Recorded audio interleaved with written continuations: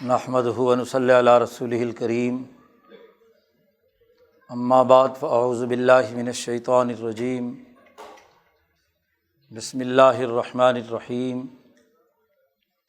قال اللہ تبارک و تعالی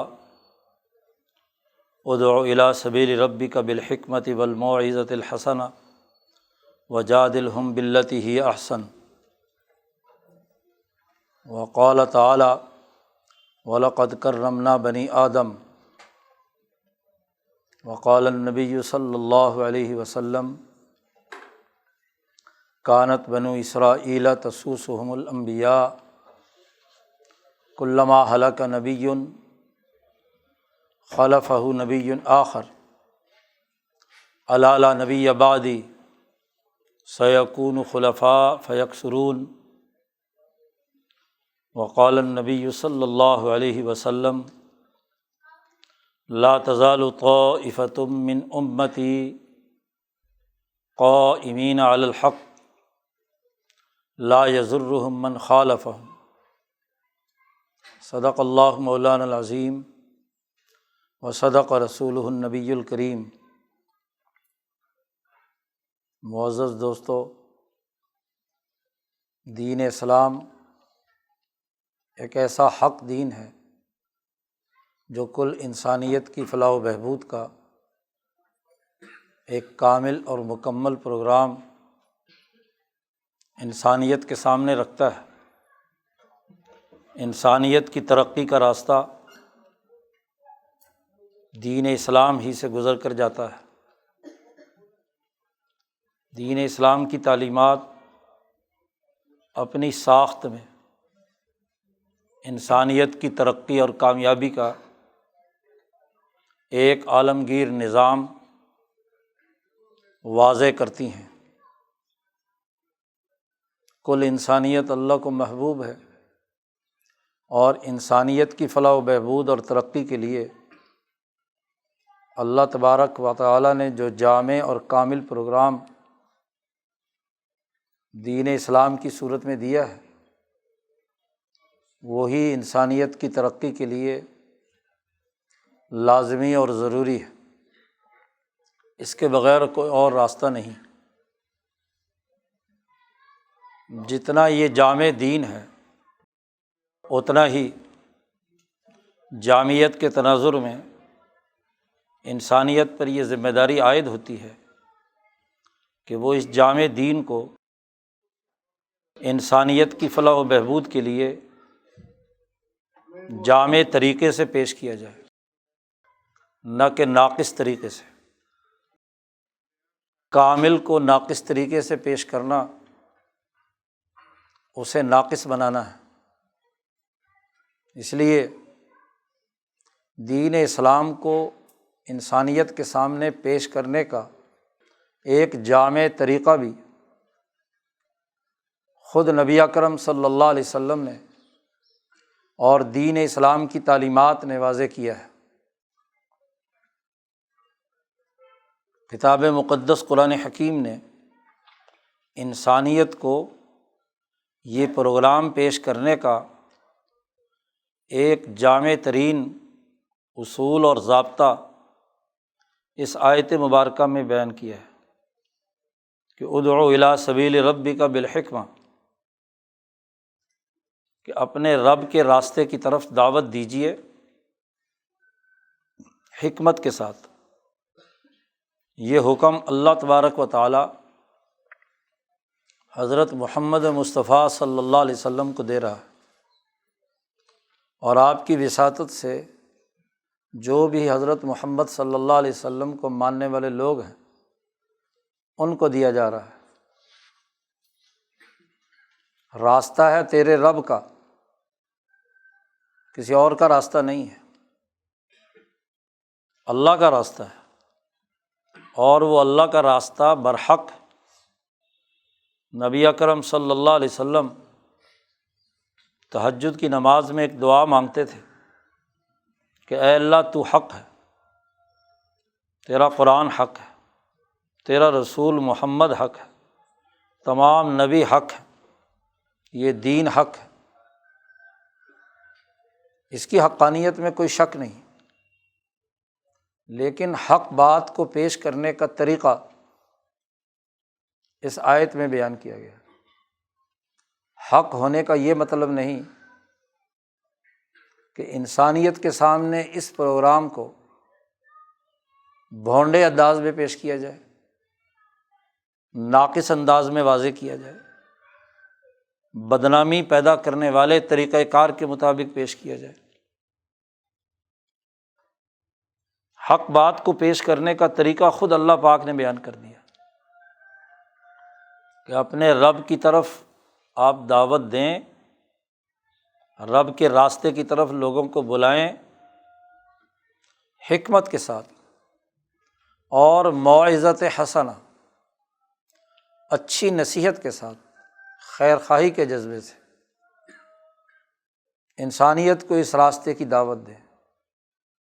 کسی جبر، کسی طاقت، کسی قوت کے بل بوتے پر اس کی دعوت نہیں دی جا سکتی، اور خاص طور پر ایک ایسے ماحول میں کہ جس ماحول میں دین اسلام کی ریاست اور اس کی حکومت قائم نہ ہو۔ اگر تو تمام لوگ اپنی پسندیدگی کے ساتھ ایک اتھارٹی اور حکومت قائم کر لیں مسلمان، تو حکومت کو اختیار ہے کہ وہ حکم کے اصول پر انسانیت کو ایک بات کا پابند بنائے، اور اگر حکومت نہیں ہے تو پھر سوائے حکمت اور موعظت کے اور کوئی راستہ نہیں ہے۔ نبی اکرم صلی اللہ علیہ وسلم کی مکہ مکرمہ میں ظاہری حکومت نہیں تھی، وہ مدینہ منورہ میں قائم ہوئی ہے، تو مکہ مکرمہ میں خاص طور پر آپ کو کہا گیا حکومت ہے ابو جہل کی، حکومت ہے ظلم کے نظام کی۔ اس وقت دعوت دینے کا ایک ہی طریقہ ہے کہ حکمت اور موعظت حسنہ کے ساتھ انسانیت کو اس حق پروگرام کی دعوت دی جائے، سمجھداری کے ساتھ، فہم کے ساتھ، صحیح طریقہ کار کے ساتھ، غلط طریقے سے اور ناقص طریقے سے دعوت نہیں۔ دو جملے ارشاد فرمائے ہیں، دو الفاظ استعمال کیے ہیں کہ اپنے رب کی طرف دعوت دیں، دعوت کا حکم دیا ہے کہ اس پروگرام کی دعوت دی جائے۔ دعوت میں اور دعوے میں بڑا بنیادی فرق ہے۔ دعویٰ حکم کی بنیاد پر ہوتا ہے اور دعوت حکمت کی بنیاد پر ہوتی ہے۔ آپ کسی کو ایک اچھے اور عمدہ کام کے طرف لانے کے لیے اسے دعوت دیتے ہیں۔ دعوت میں مشاورت ہوتی ہے، مشورے کے طور پر آپ بیان کرتے ہیں کہ ایسا نہ کر لیا جائے، زبردستی نہیں ہوتی۔ آپ کسی کی زبردستی دعوت کر سکتے ہیں؟ نہیں، دعوت کا اسلوب مشاورت کا ہوتا ہے، اور دعوے کا اسلوب آرڈر کا ہوتا ہے، حکم کا ہوتا ہے کہ یہ کرو یا میں یہ کروں گا، ایسا حکم پاس کیا جائے۔ ہر وکیل عدالت میں دعویٰ دائر کرتا ہے، دوسرا وکیل جواب دعویٰ دیتا ہے، مشاورت کی بات نہیں ہے۔ وہ آرڈر لینا چاہتا ہے عدالت سے کہ جو میں کہہ رہا ہوں اس کا آرڈر پاس کیا جائے۔ دوسرا وکیل کہتا ہے نہیں، یہ حکم پاس نہ کیا جائے، میں جو کہتا ہوں وہ حکم پاس کیا جائے۔ بس عدالت کو فیصلہ کرنا ہے کہ یہ حکم پاس کرے یا یہ کرے۔ جبکہ دعوت میں ایسا نہیں، دعوت میں تو مشاورت ہے، اس کی عقل کو اپیل کی جاتی ہے، اس کو اس بات کی دعوت دی جاتی ہے کہ خود سوچے، غور و فکر کرے، میری سوچی ہوئی بات، میرے طے کیے ہوئے فیصلے پر صرف عمل نہ کرے، بلکہ خود سوچے، عقل سے، غور و فکر سے، سمجھداری سے، خود اپنی رائے قائم کرے اور خود اون کرے، میرے کہنے سے نہ مان لے۔ یہ دعوت کا اسلوب ہے۔ تو یہاں نبی اکرم صلی اللہ علیہ وسلم سے کہا جا رہا ہے کہ آپ دعوت دیں، بلائیں انہیں، ان کی عقل کو جھنجھوڑیں، ان کے قلب پر چوٹ لگائیں، ان کو سوچنے کا موقع دیں، ان کے اوپر جو حیوانیت کے اثرات یا شیطانی اثرات آ چکے ہیں ان سے نکل کر فہم و شعور کے ساتھ بات کو سمجھنے کی کوشش کریں۔ اور یہ دعوت جو پیش کی جائے، اس کے لیے دو بنیادی باتیں فرمائیں، ایک الحکمہ اور ایک الموعظہ۔ حکمت کے ساتھ، یہ بڑا جامع لفظ قرآن حکیم استعمال کرتا ہے۔ نبی اکرم صلی اللہ علیہ وسلم کی ذمہ داریوں میں ایک ذمہ داری یہ بھی ہے کہ یعلمہم الکتاب والحکمہ، کہ وہ کتاب کی تعلیم دیتے ہیں اور حکمت سمجھاتے ہیں۔ اسی حکمت سے ہی اللہ تبارک و تعالیٰ کے اسماء الحسنی میں وہ اسم ہے، صفت ہے، جسے الحکیم کہا جاتا ہے، کہ اللہ تبارک و تعالیٰ وہ خبیر بھی ہے اور حکیم بھی ہے، علیم بھی ہے اور حکیم بھی ہے، حکمت والا ہے۔ خود اللہ تبارک و تعالیٰ حکیم ہے، اور نبی اکرم صلی اللہ علیہ وسلم کو بھی حکمت استعمال کرنے کا حکم دیا جا رہا ہے۔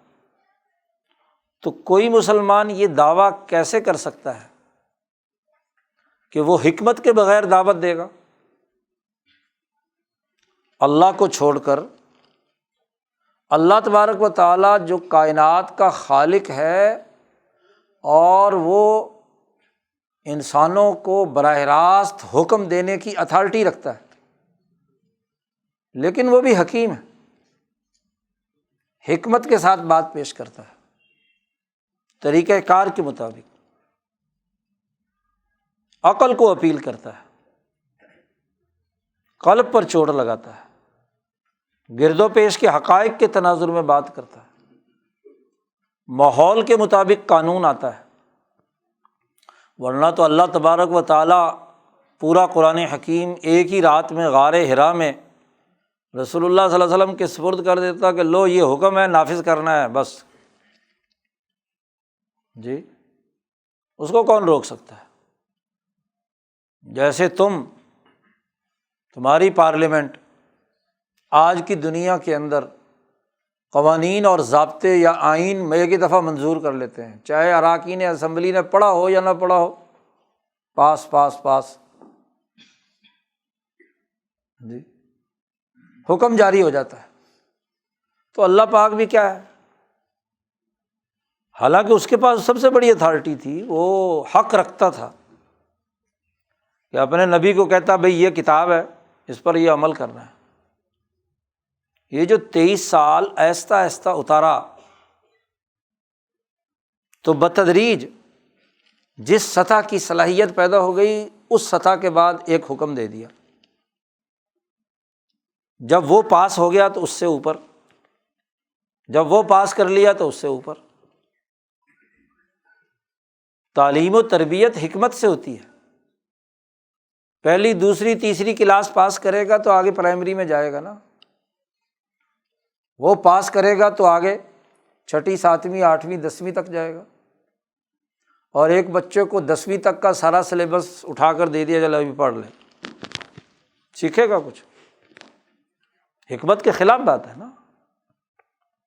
جب تک ایک سٹیپ طے نہ ہو جائے تو اگلے سٹیپ کی دعوت دینا یہ غیر دانش مندانہ عمل ہے۔ حکمت کا تقاضا یہی ہے کہ بتدریج، جیسے جس وقت جیسا ماحول ہوا اس کے مطابق اللہ نے حکم دیا۔ حضرت عائشہ صدیقہ رضی اللہ تعالیٰ عنہ فرماتی ہیں کہ اگر عربوں کو نبی اکرم صلی اللہ علیہ وسلم یک بارگی حکم دے دیتے کہ شراب پینا بند کر دو تو کوئی نہ عمل کرتا، کیونکہ عربوں کی رگوں کے اندر شراب اتنی رچ بس چکی تھی کہ اسے ان کے منہ سے چھڑا کر باہر پھینکنا بہت مشکل تھا۔ تو حکمت کے اصول پر کیا ہے، 3-4 علیحدہ سٹیپ میں جیسا جیسا موقع ہوا اس موقع پر وہ آیات نازل ہوئیں، اور جب ماحول تیار ہو گیا تو پھر آخر میں کہا کہ اب انما الخمر والمیسر والانصاب والازلام رجس من عمل الشیطان فاجتنبوہ۔ اور جب یہ حکم آیا تو مدینے کی گلیاں شراب سے بھر گئیں، جیسے جیسے جس گلی میں نبی اکرم صلی اللہ علیہ وسلم کا اعلان کرنے والا اعلان کرتا کہ شراب پر پابندی ہو گئی، حرام قرار دے دیا، تو لوگ گھروں سے اٹھا کر مٹکے سڑک میں پھینکتے رہے، تو مدینے کی گلیوں میں پانی کے بجائے شراب بہہ رہی تھی۔ پہاڑی علاقہ ہے نا، وادیاں ہیں، نشیب، اوپر سے پہاڑ سے نیچے پانی جا رہا ہے، تو شراب ہی شراب بہہ رہی ہے۔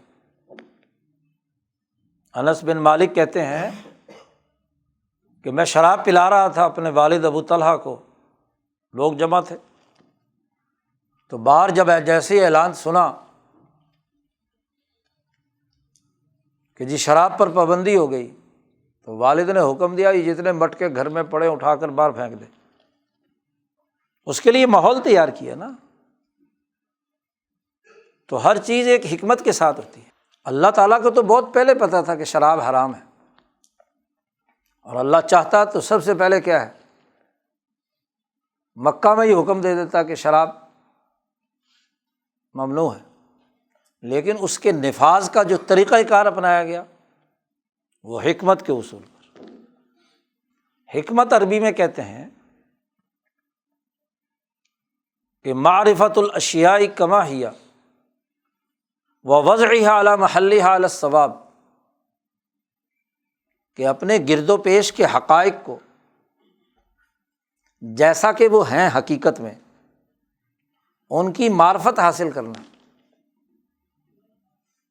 اور پھر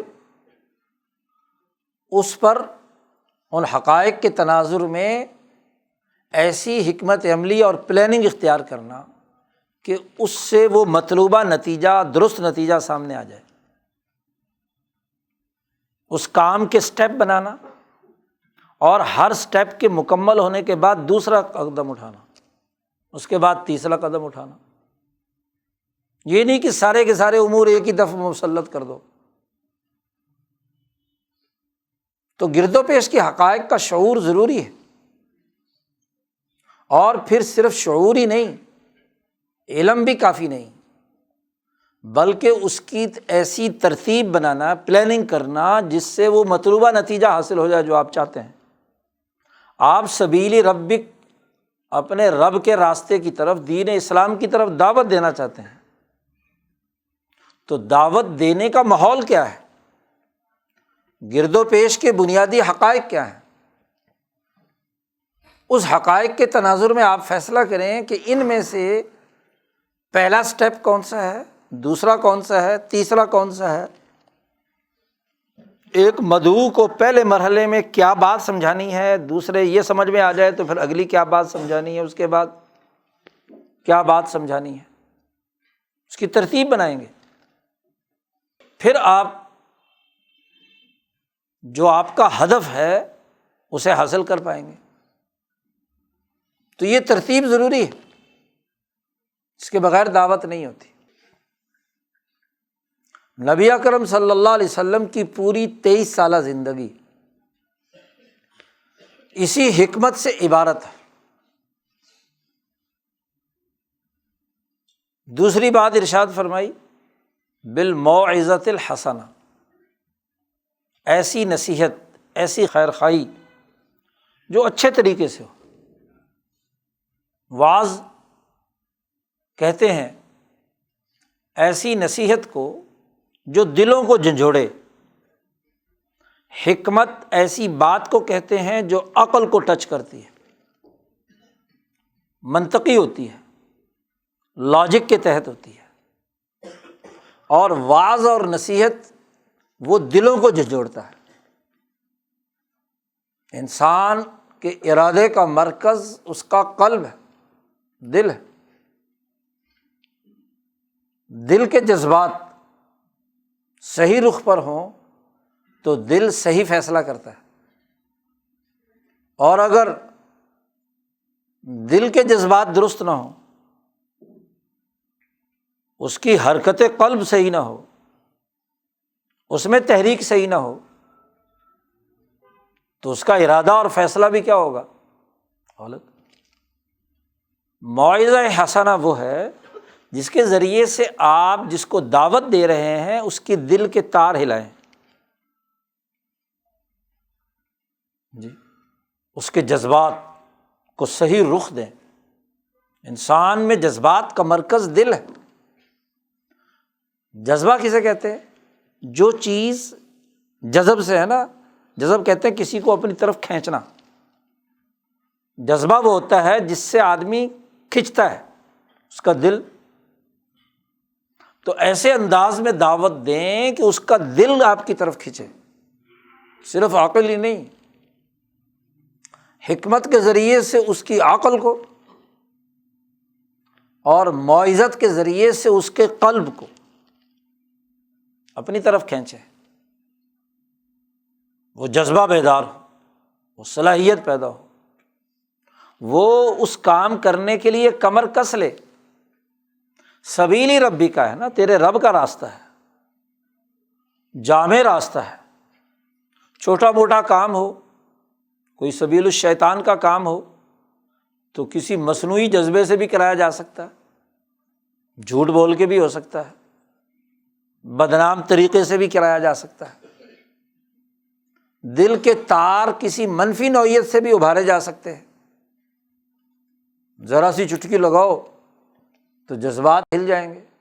یہاں تو بڑا نازک معاملہ ہے کہ رب کے راستے کی طرف دعوت دینی ہے، دین اسلام کی طرف، ایک بہت کمپریہنسو سسٹم، ایک بہت جامع قسم کا نظام۔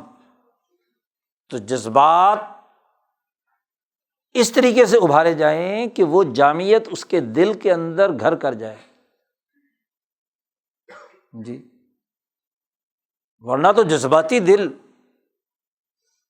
اگر دل پھینک بھی ہو تو وہ ذرا سی چمکدار چیز دیکھ کر اس کے پیچھے چل پڑے گا۔ یہاں دل پھینکنے کا معاملہ نہیں ہے، دل میں راسخ ہونے کا معاملہ ہے، دل کے اندر اس کی پختگی پیدا کرنے کا راستہ ہے۔ وہ کلمہ طیبہ ہے جس کی جڑ بہت گہرائی میں دل کے اندر چلی جائے۔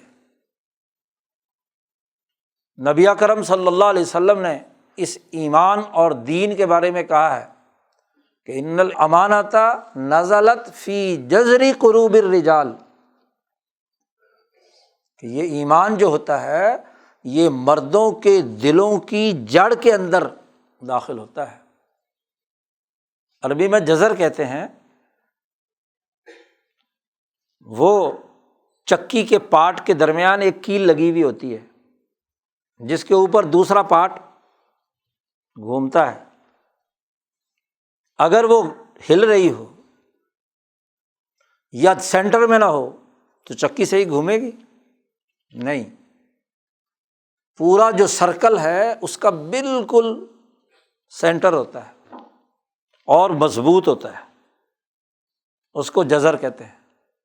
تو جو دل کا بالکل سینٹر ہے ایمان تو اس میں راسخ ہونا ہے، اور اس کے لیے موعظہ حسنہ ہے، آپ دل جیتیں، موعظہ حسنہ کے نتیجے میں دل جیتا جائے، دل جیت کر دعوت دی جاتی ہے، اوپرے دل سے، بد دلی سے، کسی جبر سے تو ایمان کی دعوت نہیں دی جاتی، اور نہ ایسا ایمان معتبر ہے جی۔ تو دو چیزیں کہیں اللہ نے، حکمت اور موعظت، اور موعظت بھی حسنہ۔ ایک وعظ ہوتا ہے بھونڈا، آگ لگا دینے والا، جذبات بھڑکانے والا، اشتعال دلانے والا، مار دو، پکڑ دو، قتل کر دو۔ آج کل جو جمعوں میں خطبے ہوتے ہیں، وعظ ہوتے ہیں، حسنہ کے بجائے سیئہ ہوتے ہیں، بھڑکانے والے، فرقہ واریت کی بنیاد پر، قتل و غارت گری کی بنیاد پر، کسی اور بنیاد پر۔ تو ایک موعظۃ السیئہ ہوتا ہے، اور ایک الموعظہ الحسنہ۔ دل کے تار تو وہ بھی چھیڑتا ہے، وہ خطیب جو آگ لگاتا ہے، جو جذبات کے بانس پر چڑھاتا ہے، جو نوجوانوں کی زندگیوں سے کھیلتا ہے، دل کے تار تو وہ بھی چھیڑتا ہے۔ دل کے تار تو کوئی گانے والی بھی چھیڑتی ہے، گانا بجانے والے بھی چھیڑتے ہیں، موسیقی بھی تار کو ہلاتی ہے دل کے، لیکن وہ تار ہلاتی ہے، جذبات جوڑتی ہے، حیوانی، شہوانی، شیطانی، قتل انسانیت کے ارتکاب، یہ جذبات شیطانی ہوتے ہیں، کیونکہ شیطان انسان کا دشمن ہے۔ ایک جذبہ وہ ہوتا ہے جو شہوانی ہے، وہ زیادہ سے زیادہ صنف مخالف کے خلاف کردار ادا کرتا ہے، شہوت ابھارتا ہے، زنا تک لے جاتا ہے۔ ایک جذبہ ہوتا ہے نفسانی، اور نفسانی جذبہ صرف اتنا ہوتا ہے کہ نفس کی لذت کے لیے اچھا کھا لیا، اچھا پہن لیا، اچھی عیاشی کر لی، وقتی طور پر جی اس نے اپنے آپ کو خوش کر لیا، خوش گپی ہو گئی، بس یہ نفسانی جذبہ ہے۔ اور ایک ہوتا ہے شیطانی جذبہ، اور شیطانی جذبہ وہ ہوتا ہے جو دوسرے انسان کو قتل کرنے، اس کا مال لوٹنے، اس کی توہین اور تذلیل کرنے پر ابھارتا ہے۔ جو خطیب انسانی معاشروں اور جماعتوں کو دوسرے انسانوں کے قتل پر اکساتا ہے، انسانیت کی توہین اور تذلیل پر اکساتا ہے، وہ اس فاحشہ عورت سے زیادہ برا ہے جو صرف شہوانی جذبات ابھارتی ہے۔ وہ تو زیادہ شہوت تک، لیکن یہ شیطانی کام کرتا ہے، اور جب شیطانی کام ہوتا ہے تو اس میں نفس کی شیطنت بھی داخل ہو جاتی ہے۔ نفس کے ذریعے سے تو شیطان کام کرتا ہے، شیطان تو الگ کھڑا ہوا ہے، آپ کے نفس کے اوپر مسلط ہوتا ہے، آپ کی شہوت کو ابھارتا ہے۔ تو یہ موعظت سیئہ ہے، دل کے تاروں کو چھیڑنے کا۔ اس آیت میں موعظت حسنہ کی بات کی ہے، اسی لیے حکمت کے ساتھ یہ بات نہیں کہی۔ حکمت کا تعلق تو عقل سے ہے، اور عقل واقعتاً صحیح طور پر سوچے گی، حقائق کا ادراک کرے گی تو ضرور صحیح نتیجے پر پہنچے گی جی۔ وہ عقل جو نفس کے تقاضوں اور جذباتیت کے دائرے سے اوپر اٹھ کر حقائق کا ادراک کرنے والی ہو، سیدھے راستے پر جائے گی۔ تو بنیادی طور پر اس آیت مبارکہ میں ہمیں حکم دیا گیا ہے کہ حکمت اور موعظت حسنہ کے ساتھ انسانیت کی ترقی کے لیے کردار ادا کرنا ہے، سبیل ربک کی طرف دعوت دینی ہے۔ نبی اکرم صلی اللہ علیہ وسلم کو یہ حکم دیا، اور 23 سال تک نبی اکرم صلی اللہ علیہ وسلم نے اس اصول کے مطابق انسانیت کو دعوت دی، پارٹی بنائی، انقلاب برپا کیا، ریاست قائم کی، اور ریاست نے اسی اصول کے تحت کام کیا۔ کبھی اس کی خلاف ورزی نہ حکمت کی اور نہ ہی موعظت حسنہ کی۔ کافر سردار بھی آیا، اس کی بھی عزت کی۔ فتح مکہ کے موقع پر ابو سفیان گرفتار ہو کر آئے تو ابھی تو غیر مسلم تھے، اور نبی اکرم صلی اللہ علیہ وسلم کو کتنی تکلیفیں پہنچائی تھی۔ مسلسل 20-21 سال تک نبوت کے اعلان کے بعد سے لے کر فتح مکہ تک 22 سال تک تکلیفیں پہنچائی۔ اس کے باوجود حالانکہ بازو پیچھے کمر پر باندھ کر لے کر آیا جا رہا تھا، حضور صلی اللہ علیہ وسلم نے فرمایا بازو کھول دو، اس کے پانی پلاؤ، انہیں عزت کے ساتھ بٹھاؤ، قوم کا سردار ہے، عزت دی۔ عمر فاروق رضی اللہ تعالیٰ عنہ فرماتے ہیں کہ جب حضرت عباس رضی اللہ تعالیٰ عنہ حضور کے چچا گدھے پہ سوار پیچھے ابو سفیان کو بٹھائے ہوئے لا رہے تھے پکڑ کے، تو میں نے عباس سے کہا کہ یہ اللہ کے رسول کا دشمن 21 سال ہو گیا اس کو رسول اللہ صلی اللہ علیہ وسلم کو ایذا اور تکلیف دیتے ہوئے، تم اس کو گدھے پہ اپنے ساتھ بٹھا کر لا رہے ہو، اس کو میرے حوالے کرو، میں اس کی گردن اتارتا ہوں۔ چھیننے کی کوشش کی میں نے، تو حضرت عباس نے اپنا گدھا دوڑا لیا۔ مجھے خطرہ ہوا کہ اب یہ حضور کے پاس پہنچ کر رہائی کروائیں گے، تو میں نے بھی اپنے کپڑے سمیٹ لیے اور دوڑ لگا دی کہ ان سے پہلے میں حضور صلی اللہ علیہ وسلم کے پاس پہنچ جاؤں اور حضور سے اجازت نامہ لے لوں کہ میں اس کی گردن اتار دوں۔ لیکن عباس نے گدھا اتنا دوڑایا کہ وہ مجھ سے پہلے برابر ہم پہنچے، تو میں نے کہا یا رسول اللہ یہ اللہ کا دشمن، اس نے یہ حرکت کی، یہ حرکت کی، یہ حرکت کی، یہ حرکت کی۔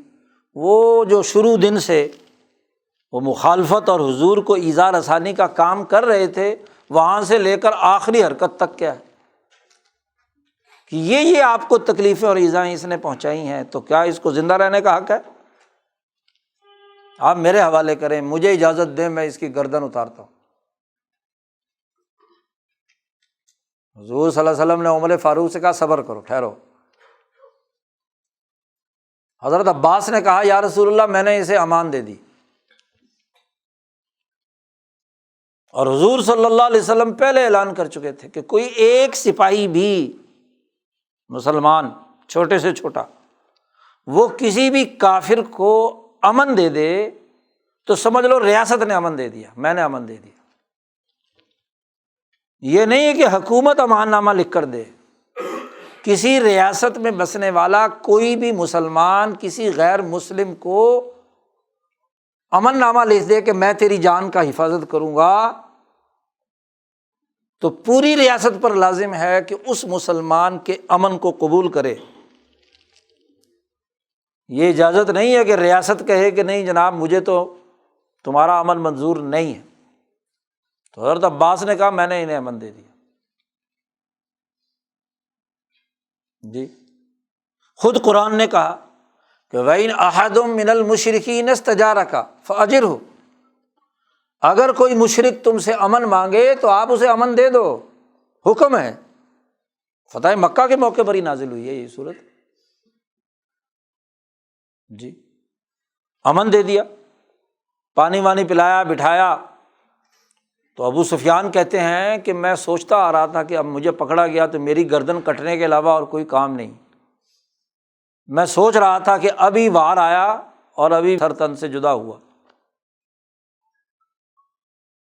لیکن جو قیصر کے دربار میں سوال و جواب ہوا تھا اس وقت سے ابو سفیان کہتے ہیں میں سوچتا تھا کہ یہ اب رسول اللہ صلی اللہ علیہ وسلم دنیا پہ حکمران بن کے رہیں گے، اگر قیصر روم ان کے نام سے لرز رہا ہے،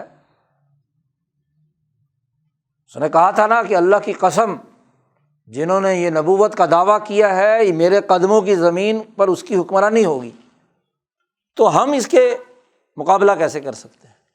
فما زلت موقنا انہ قد ظہر، بخاری کے الفاظ ہیں، مجھے ہمیشہ یقین رہا کہ رسول اللہ صلی اللہ علیہ وسلم اب غالب آ کر رہے ہیں۔ تو غلبہ ہو گیا نا، مکے کا سردار گرفتار ہو کر حضور کے سامنے پیش کر دیا تو مغلوبیت تسلیم کر لی۔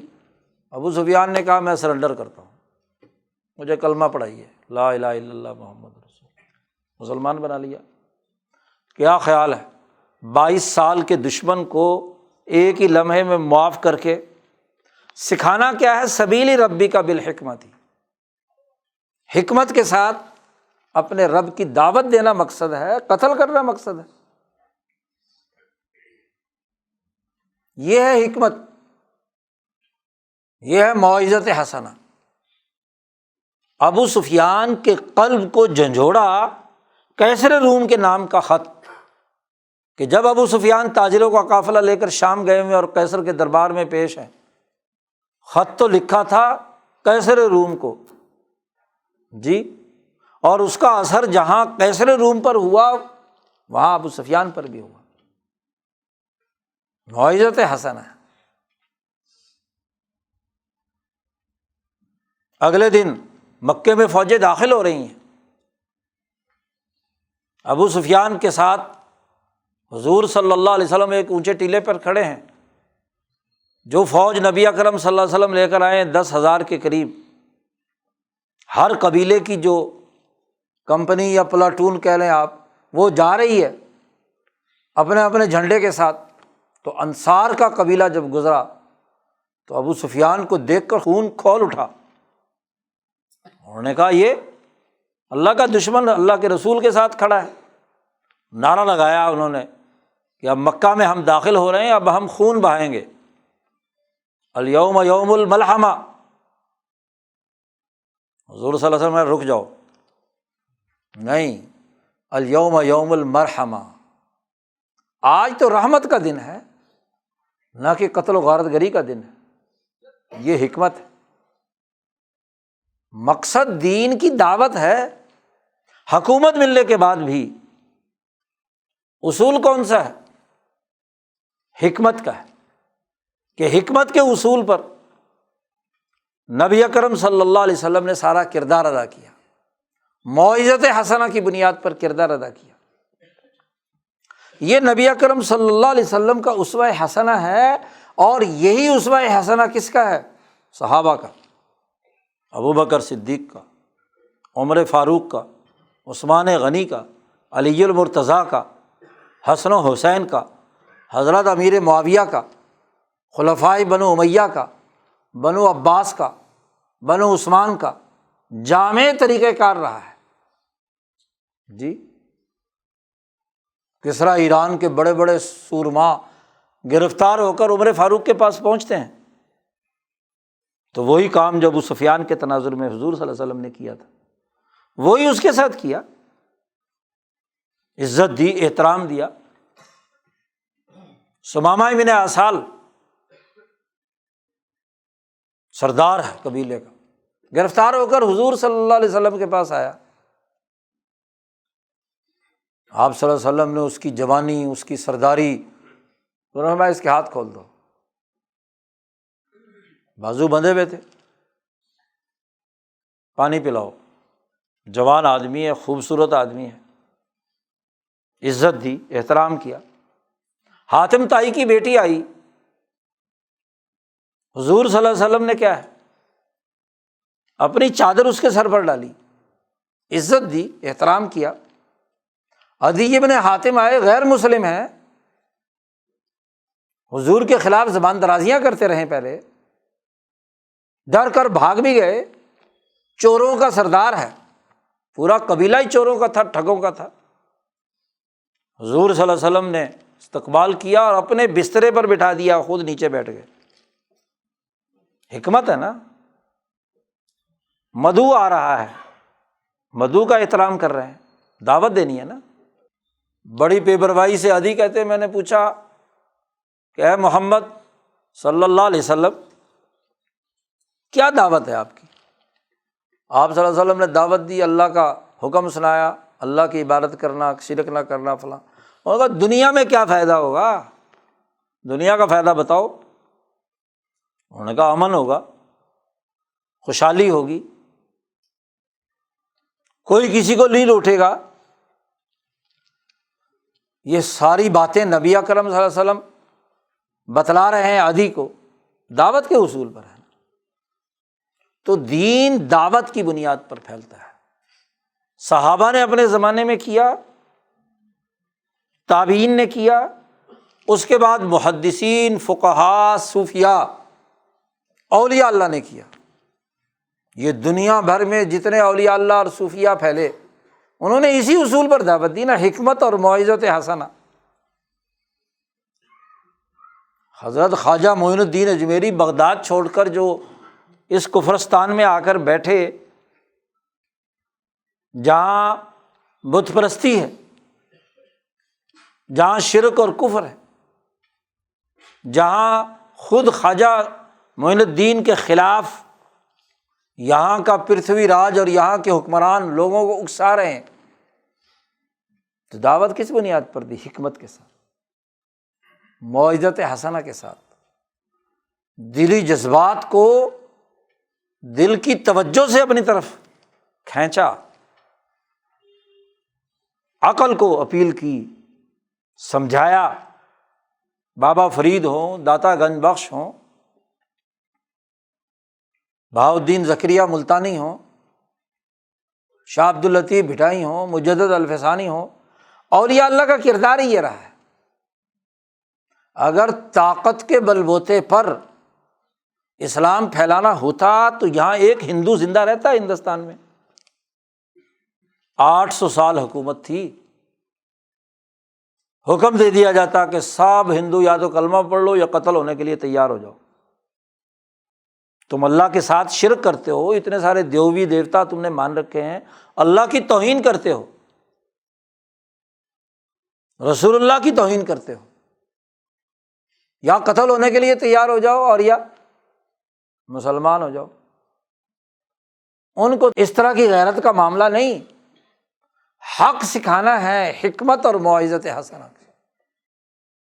یہاں جو لاکھوں کروڑوں لوگ مسلمان ہوئے وہ انہی اولیاء اللہ کی قربانیوں اور جد و جہد سے ہوئے، صوفیاء کے کردار سے ہوئے، حکمرانوں کے کردار سے ہوئے۔ ورنہ تو طاقت کی زبان ہمیشہ تلوار کی زبان ہوتی ہے، اور جب تلوار کی زبان سے ہندوستان مغلوں نے فتح کر لیا، مسلمانوں نے فتح کر لیا، تو اس تلوار کی طاقت کے بل بوتے پر کلمہ بھی تو پڑھایا جا سکتا ہے؟ نہیں، حکمت اور موعظت حسنہ، اپنا کردار پیش کیا، اپنا طریقہ کار پیش کیا، یہاں کی رولنگ کلاس کو متاثر کیا، اس میں اسلام کی دعوت کو پھیلایا۔ اس لیے مولانا سید حسین احمد مدنی رحمۃ اللہ علیہ فرماتے ہیں کہ اگر اکبر اعظم جیسا ایک اور حکمران پیدا ہو جاتا تو پورا ہندوستان مسلمان ہو جانا تھا۔ اس نے جو رواداری، اس نے جو برداشت، اس نے جو یہاں کے مخالف مذاہب کو اپنے سیاسی معاشی نظام میں ساتھ لے کر چلنے کی حکمت عملی اختیار کی، اس کا نتیجہ ہونا تھا کہ یہاں خود یہاں کی اقوام دل سے مسلمان ہوتی۔ یہ وہ بنیادی سوچ اور فکر ہے جو انبیاء علیہم السلام کی اور دین اسلام کے غلبے کے لیے لازمی اور ضروری تھی،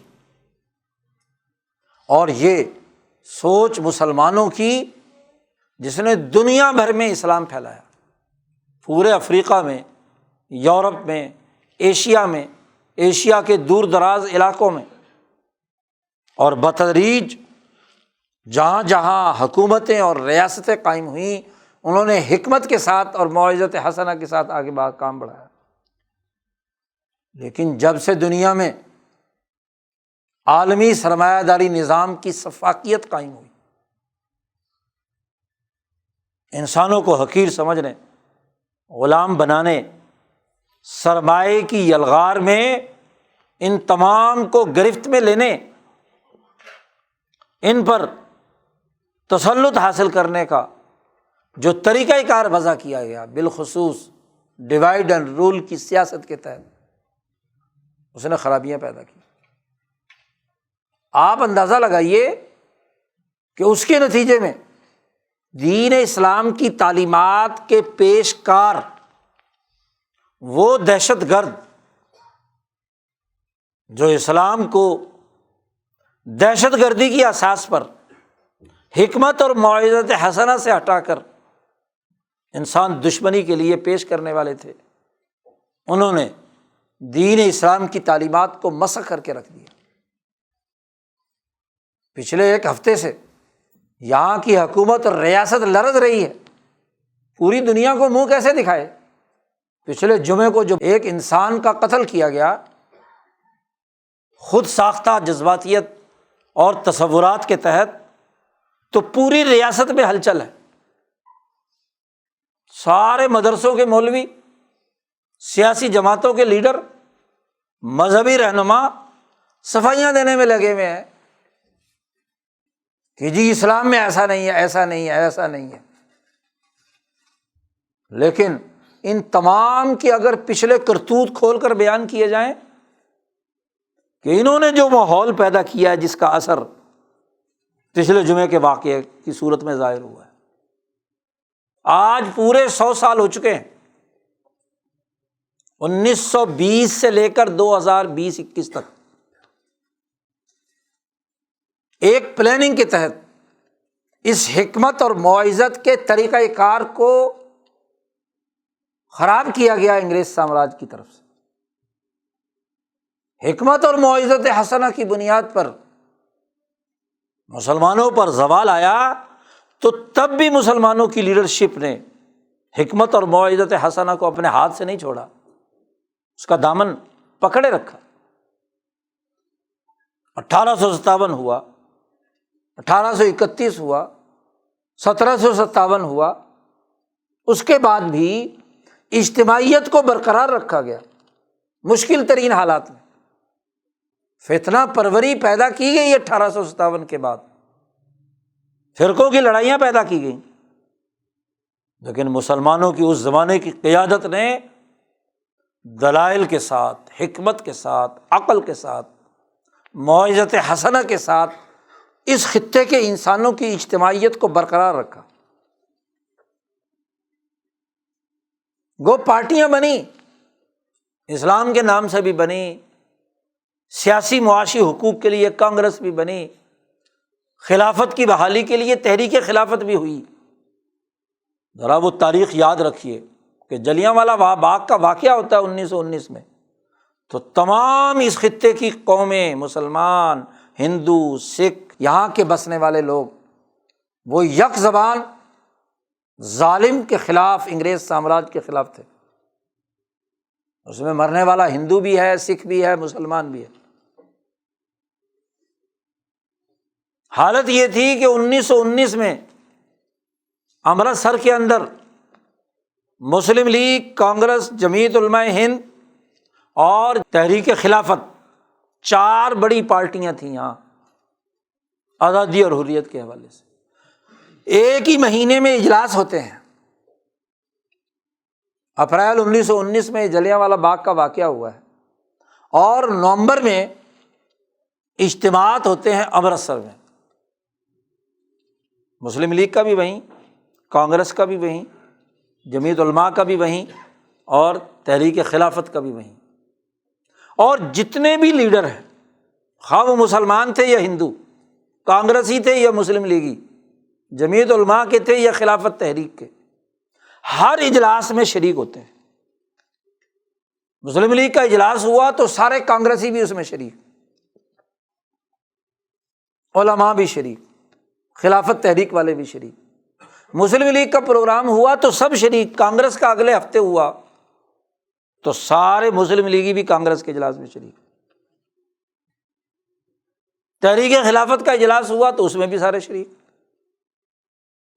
جمعیت علماء کا پہلا تاسیسی اجلاس نومبر میں ہوا کہ علماء کی اجتماعیت بھی قائم ہونی چاہیے آزادی اور حریت کے لیے، تو اس میں بھی تمام علماء شریک، چاہے وہ سیاسی پارٹی مسلم لیگ کے تھے یا کانگریس کے تھے یا تحریک خلافت کے تھے۔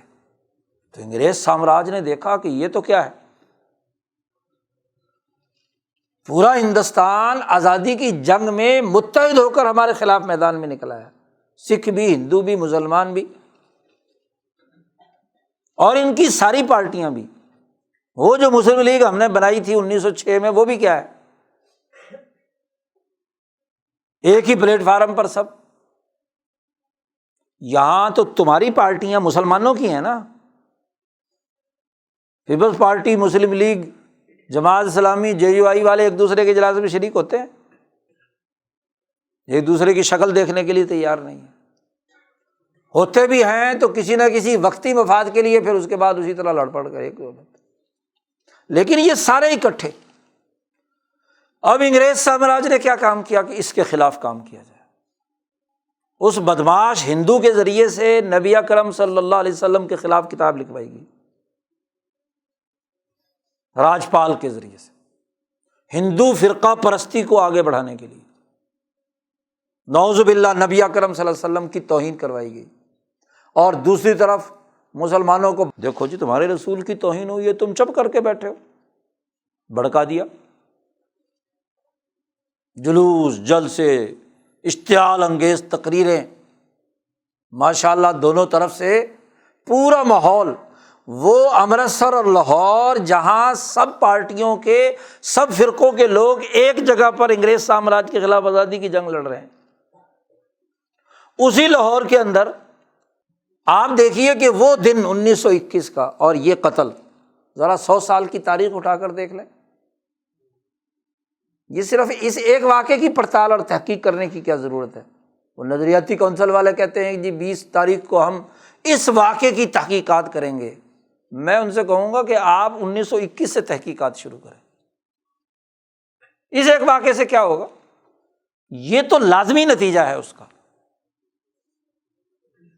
اس کے لازمی اثرات ہیں، وہ 1921 ہو یا 1935 ہو یا 1947 ہو یا 1953 ہو، جو بھی، اس کے بعد سے آپ جتنے بھی واقعات دیکھ لیں، قتل و غارت گری کے، تقسیم کے، توڑنے کے، ڈیوائڈ اینڈ رول کے، نفرتیں پھیلانے کے، قتل و غارت گری کے، پورے ہندوستان میں ہوئے ہوں، ہندوؤں کی طرف سے مسلمانوں پر ہوں یا مسلمانوں کی طرف سے ہندوؤں پر ہوں۔ سکھوں اور ہندوؤں کی ٹرینیں راول پنڈی میں کاٹی گئیں 1947 میں، گجرات میں ہوا، جیلم میں ہوا، گجرانوالہ میں ہوا، لاہور میں ہوا، تحقیقات ان کی بھی تو ہونی چاہیے نا۔ اسی طرح جلندھر میں ہوا، لدھیانے میں ہوا، امرتسر میں ہوا، جو سکھوں نے کیا، نفرتیں پھیلائی گئی نا، کیش کرایا گیا نا، اسی بنیاد پر مسلمانوں نے شور مچا دیا توہین رسول ہوئی ہے، انہوں نے کہا جی توہین رام ہوئی ہے، مذہب کی کیا ہے توہین ہوئی ہے، رام مندر پہ قبضہ کر لیا۔ یہ نفرتوں کی سیاست، یہ حکمت اور موعظت حسنہ کے خلاف ہے کہ نہیں؟ دین اسلام کی تعلیمات کے منافی ہے، اور خاص طور پر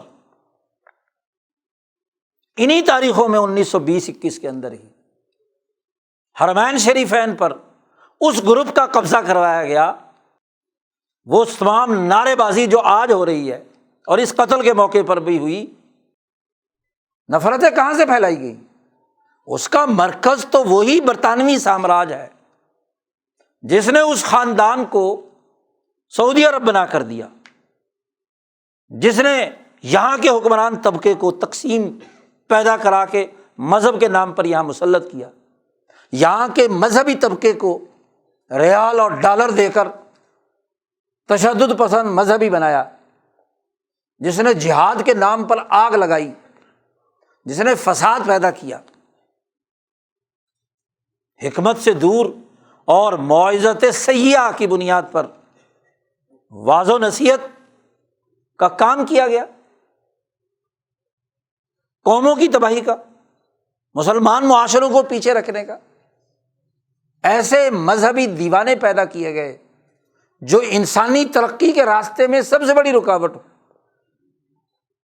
وہ افغانستان جو اس پورے خطے کے اندر واحد ملک ہے جس نے سب سے پہلے جدید ٹیکنالوجی اور جدید ترقیات کی بنیاد پر کابل اور افغانستان کو ترقی کے راستے پر ڈالا تھا، امیر حبیب اللہ خان نے، امیر امان اللہ خان نے جدید انڈسٹری لگائی تھی۔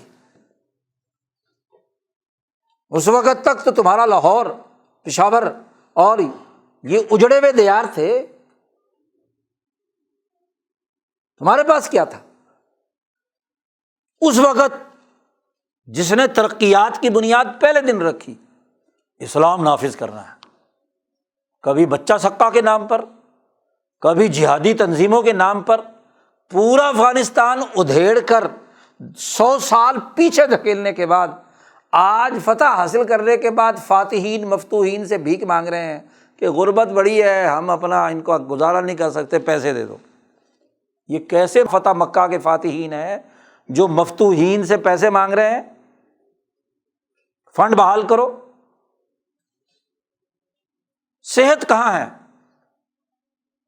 اخبارات میں دنیا بھر کے کالم نگار چیخ رہے ہیں کہ عورتوں کی، بچوں کی صحت کیا، بھوک کے لیے کوئی وسائل نہیں ہے۔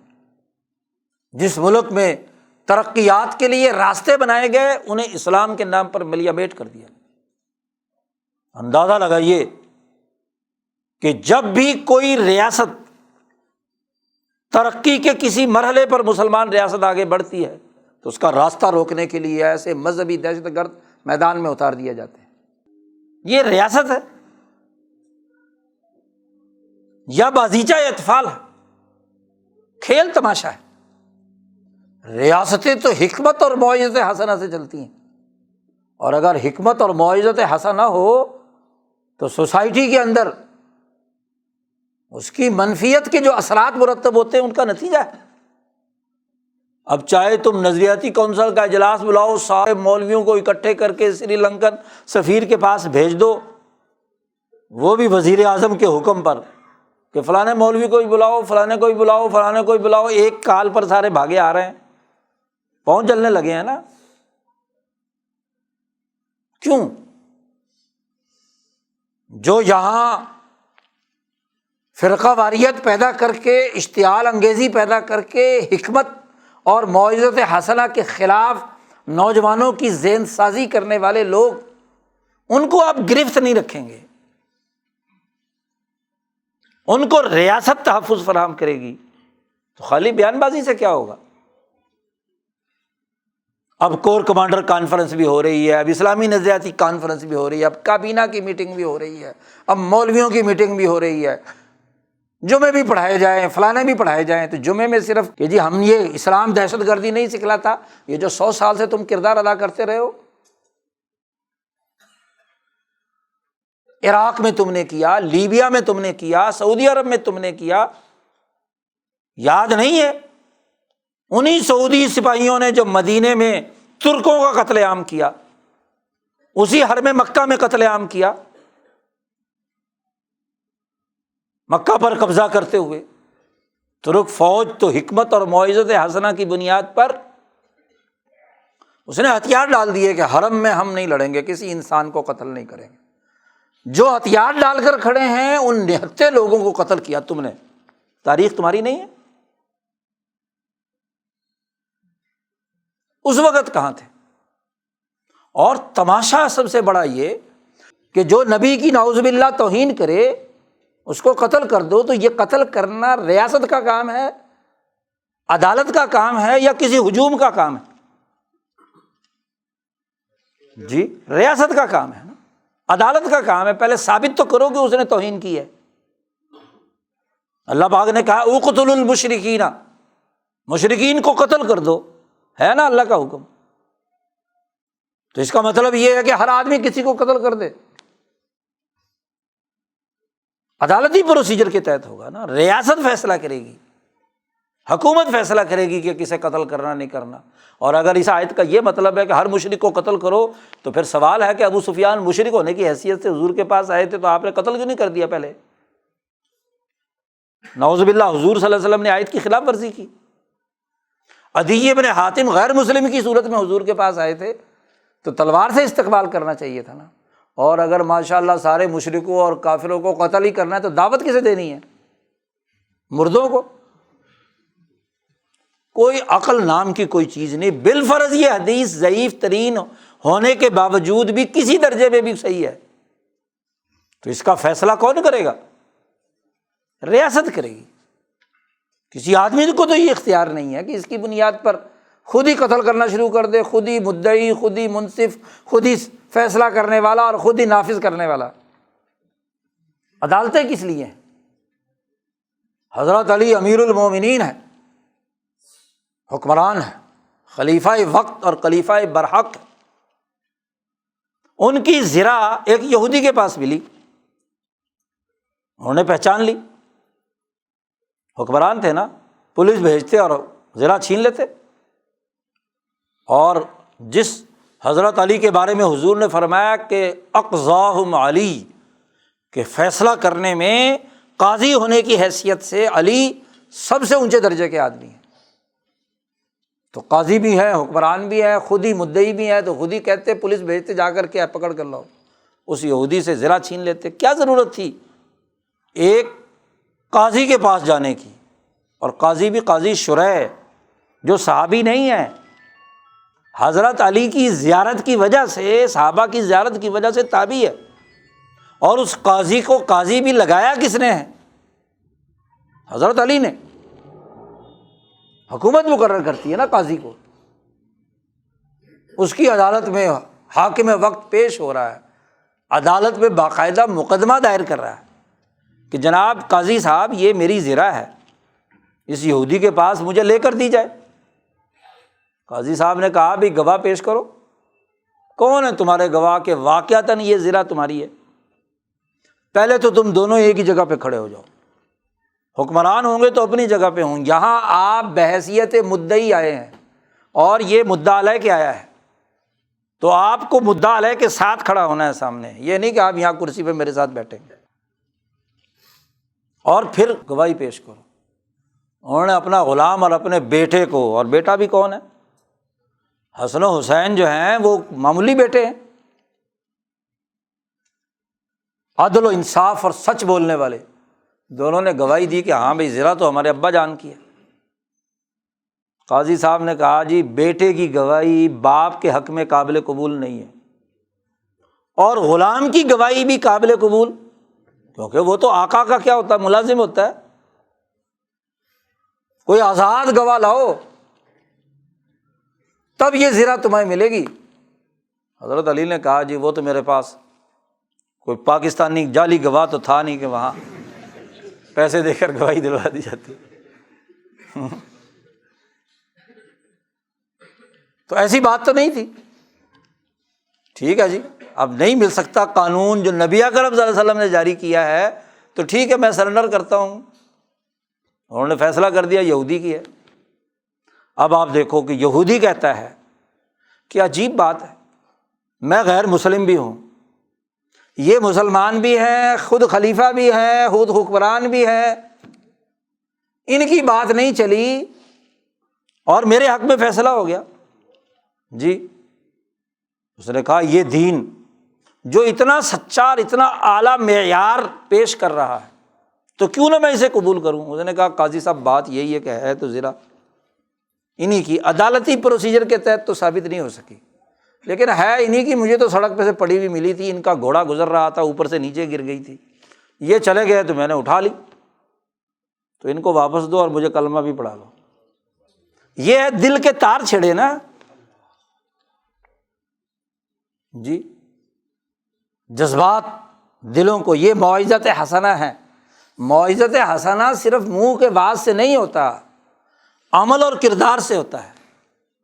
حکمت سمجھائی جاتی ہے صرف عقلی گفتگو کرنے سے نہیں، اپنی عقلی طور پر اگر ظاہری طور پر ثابت نہیں ہو رہا تو سرنڈر کر جانا، ٹھیک ہے جی، اگر قانون کے تحت مجھے نہیں مل سکتی تو نہیں لیتا میں، ذرا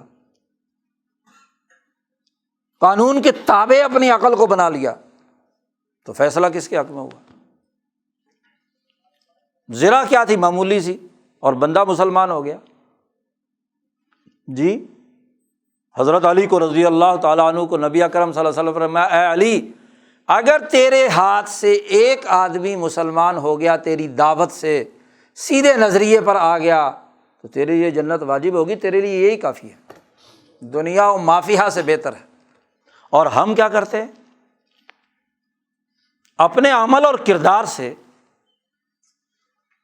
عالم کفر کو موقع دیتے ہیں کہ وہ دین کو بدنام کرے،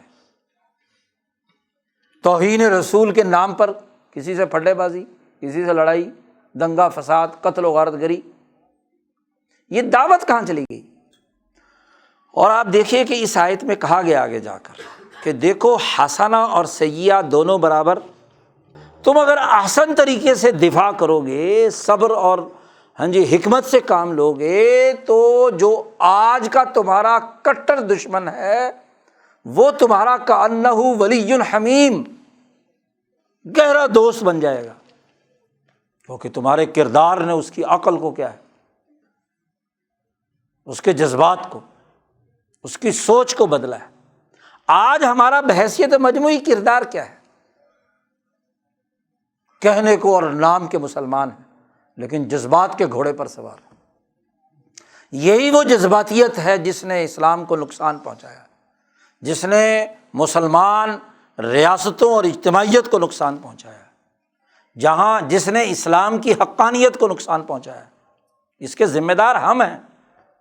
قرآن حق ہے، رسول حق ہے، لیکن رسول کی حقانیت منوانے کا یہ طریقہ بھونڈا ہے، یہ غلط، یہ موعظت سیئہ ہے۔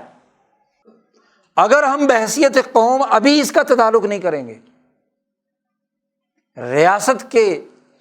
ریاستی نظام کو درست نہیں کریں گے، سرمایہ پرستی کے عذاب سے نہیں بچائیں گے، دولت ہے نا، حوث ہے، مال ہے، فیکٹری کے مالکان کو مال چاہیے تھا، اس لیے اس کے ڈسپلن کو بڑا اچھا سمجھ رہے ہیں جی، لیکن دوسری طرف وہ جس ڈسپلن کے لیے انہیں ملازمین کو حکم دے رہا ہے وہاں سامنے آ کر اس کا تحفظ کرنے کے لیے تیار نہیں ہے۔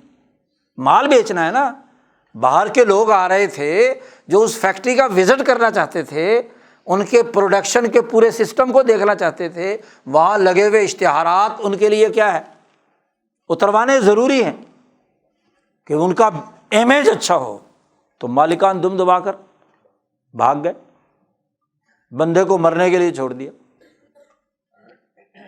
یہی وہ بد فطرتی ہے، بد اخلاقی ہے کہ جب تم مال کما رہے ہو تو جس کے ذریعے سے کما رہے اس کی جان کے تحفظ کے لیے تم نے کیا کام کیا؟ اور یہ بحیثیت مجموعی آپ کی ریاست کا طریقہ کار ہے۔ پولیس والوں کو کہا شاباش، راستہ روکو، راستہ روکو، 5-6 بندے مروا دیے گجرانوالہ میں۔ پھر اس کے بعد وہی کالا دم تنظیم اب کیا ہو گئی، کل موجود تنظیم ہو گئی۔ تو پولیس والا کیا کرے گا؟ وہ کیوں مقابلے پر آئے گا؟ اب ناراض ہو رہے ہیں کہ جی پولیس نے کچھ نہیں کیا، اس نے گجرانوالہ میں کیا تھا، اس نے حشر دیکھ لیا، وہ اب کیوں مرنے کے لیے تیار ہو؟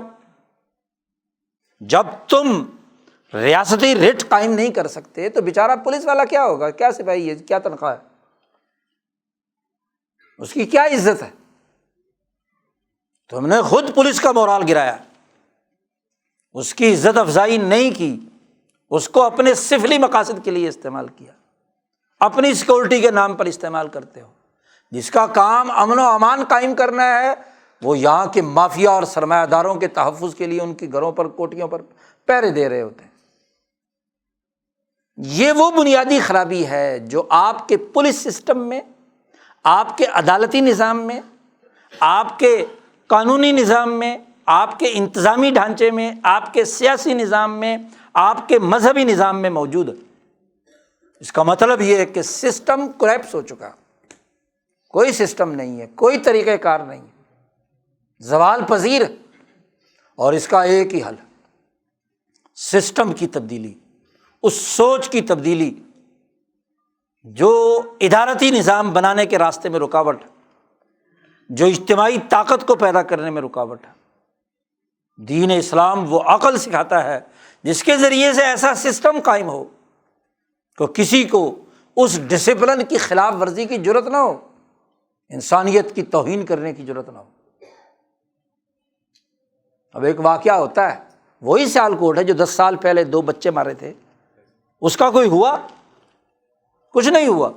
اب اسی سیالکوٹ میں یہ ہوا، شور شرابہ ہوگا 4 دن، نعرے لگائیں گے، چھوڑیں گے نہیں، یہ نہیں کریں گے، وہ نہیں کریں گے، لیکن آپ کا عدالتی پروسیجر ہی ایسا ہے کہ جس میں نہ کوئی ثبوت ہو سکتا، نہ سزا دی جا سکتی۔ تو اس سے بڑھ کر معجزۃ سیئہ کیا ہوگی؟ یہ تو ایسے ہی بیان بازی ہے۔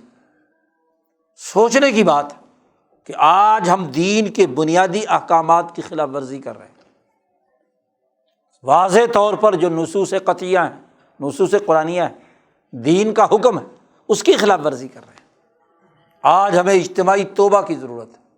100 سال سے جو سامراجی بانس پر چڑھ کر ہم نے تشدد، فرقہ واریت، توہین آمیز رویے، ڈیوائڈ اینڈ رول کی سیاست اور معیشت اور مذہبیت پھیلائی ہے، آج اس سے برات کا اعلان کرنے کی ضرورت ہے، ورنہ تو تباہی تمہاری منتظر ہے، اور دنیا کی تباہی تو ہے ہی، اس کے نتیجے میں آخرت کی تباہی کا راستہ اس سے بھی زیادہ خطرناک۔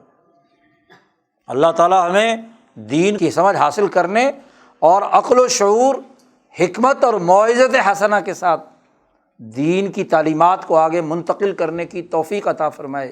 وآخر دعوانا الحمد للہ رب العالمین۔